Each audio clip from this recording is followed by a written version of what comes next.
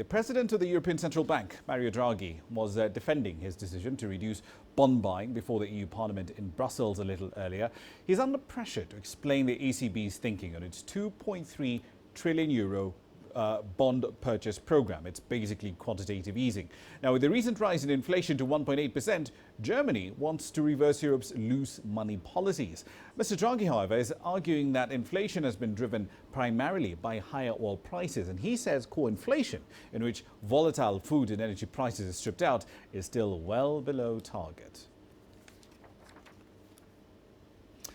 Let's get the latest details on that. Kevin Osbeck joins us now live from Brussels. Kevin, in comments made earlier today, Mr. Draghi said the ECB is willing, in fact, to expand the bond buying program. What's his rationale for that? Well, just so all the viewers know, this bond buying program, this very robust bond buying program, will be in place at least until the end of next month, so at least until the end of March. But today, Mario Draghi told members of the European Parliament that it's very possible that he could try to extend that. And here's the reason why. This bond buying program pumps billions of euros into the Eurozone economy. And Mario Draghi says there's a number of encouraging signs here. Unemployment is at a low that it hasn't been at in years. There's a number of positive signs in the European manufacturing sector. But he says the Eurozone economy is still under threat. You mentioned the fact that he thinks a lot of this inflation is due to high energy prices.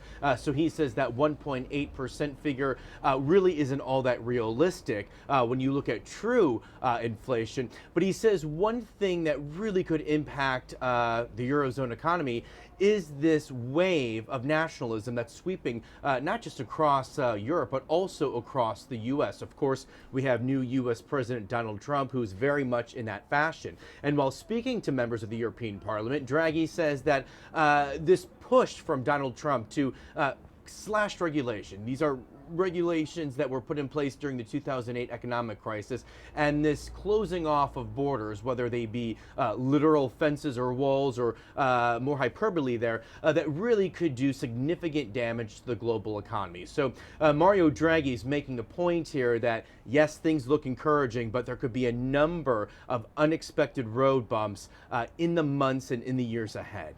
Indeed. We'll get back to the business of Mr. Trump in just a moment. But let's talk about Germany's finance minister. He said something equally interesting earlier today, arguing that the euro as it currently stands is too low for Germany. But there's quite a bit of data that shows that the euro is simply too strong for some of the other 26 member states of the EU. So does Mr. Schäuble have a solution to that problem, or is he simply content to leave things as they are?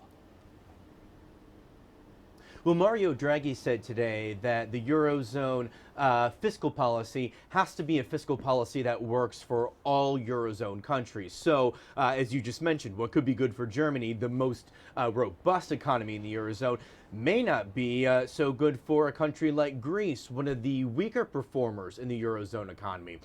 So really, he's holding his ground here. He's not caving in to German pressure. The Germans, in fact, have been pressuring him for some time now to begin to tick up interest rates. But Mario Draghi says he can't do that right now. He doesn't think the Eurozone economy, looking at the whole of the Eurozone economy, the big picture here, is strong enough to do just that. So really the point that Mario Draghi is making here is that the Germans can pressure him all they want. But at the end of the day, it's his decision. It's his decision of how the ECB is going to move forward. And at this point, he said today in the Parliament, that these historically low interest rates are here to stay for some time. Indeed. One last question for you, Kevin. The euro coming under attack from the US president, his main trade advisor as well. All of them basically making the argument that the euro is grossly undervalued. Did Mr. Draghi respond to those comments?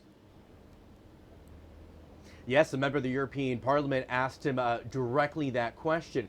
And Mario Draghi was ready to fire back with that. He said, of course, the Eurozone, that the euro isn't inflated just to help Germany. He, in fact, stated a U.S. done report, a report done by the U.S. government that explicitly states that the ECB and Draghi are not manipulating currency here for Germany's benefit or the benefit for the Eurozone as a whole. So he was ready to fire, and he fired back.